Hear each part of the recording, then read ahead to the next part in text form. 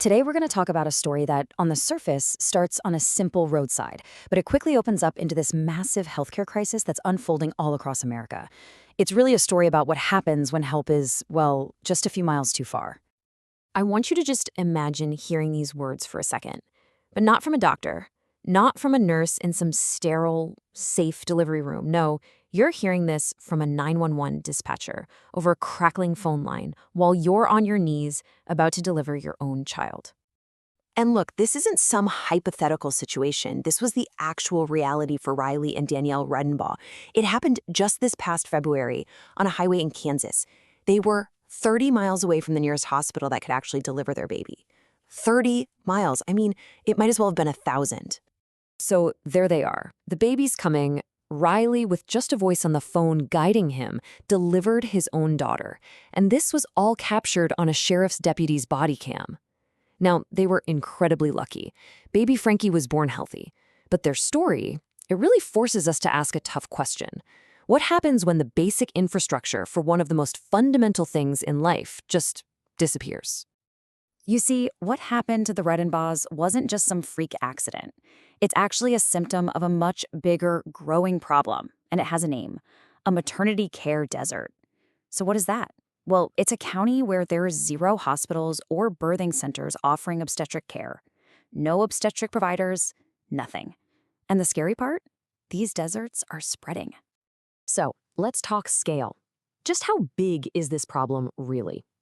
Because the story of this one family in Kansas, it's really the story of millions of people all across the country. Let's dig into the numbers. 116. Just let that number sink in. That's how many rural hospitals have either stopped delivering babies or have announced they're going to just since the end of 2020. And every single one of those closures creates this new ripple of risk for expectant mothers all around them. And here's the kicker. The problem is getting worse, and it's getting worse faster. Just look at this chart. The rate of these closures is actually accelerating. This isn't some slow leak, you know? It feels more like the dam is breaking. Okay, so this trend has completely reshaped the national picture. A majority, we're talking 59%, of all rural hospitals in the U.S. now offer zero obstetric care. Think about that. For millions of Americans, the local hospital, the place you'd think you could go to have a baby, you just can't anymore. So, what does all this mean in the real world? Well, it means distance. Lots of it. The average travel distance to the nearest hospital that can deliver a baby has now stretched to 29 miles. That's basically the 30 miles the Redenbaughs couldn't cover in time. And the research is clear on this. Women who have to travel this far are way more likely to have a premature delivery. The distance itself becomes a huge risk factor. Okay, so the big question is, why? Why is this happening? Why are so many hospitals just shutting down their delivery rooms? Well, the answer, as it so often is, comes down to money. It's a really difficult financial equation. At its core, the problem is this brutal financial mismatch. You see, Medicaid pays for the majority of all rural births, which is great, but the reimbursement what the hospital gets paid is way, way below what it actually costs to provide the care. So for a rural hospital that's already struggling, every baby that's delivered can actually mean they lose money. So, when a hospital is in financial trouble, what's the first thing on the chopping block? It's almost always the obstetrics unit.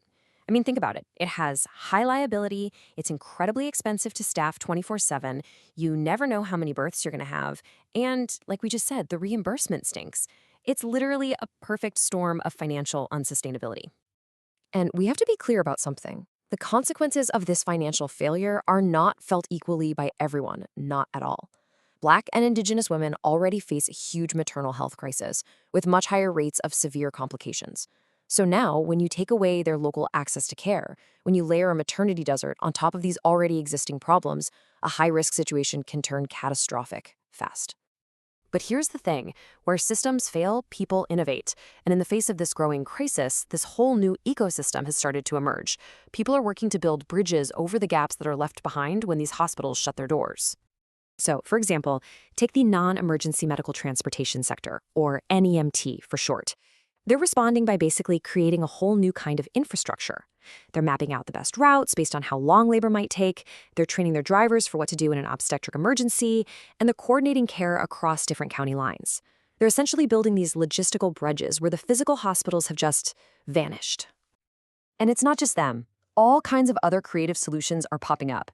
You've got telemedicine for remote prenatal checkups, mobile midwifery units that bring care right into communities. Now look, are these perfect replacements for a fully staffed hospital? Of course not, but they are absolute lifelines in a landscape that has fewer and fewer options every day. So all of this, the roadside births, the hospital closures speeding up, these really creative workarounds, it all brings us back to a really fundamental question about what we as a society actually value. And this quote, it just gets right to the heart of it all. Yeah, baby Frankie survived, and that's amazing. But she deserved a safe, clinical entry into the world. Her story is a massive warning sign. Every single family deserves better than a roadside birth. And so that leaves us with this final, unavoidable question. Is making sure that every person has a safe place to give birth, is that a form of infrastructure that's just as vital as our roads and our bridges? Because the answer we come up with is going to decide whether stories like the Red and Boz become some historical footnote or just a common feature of life in America.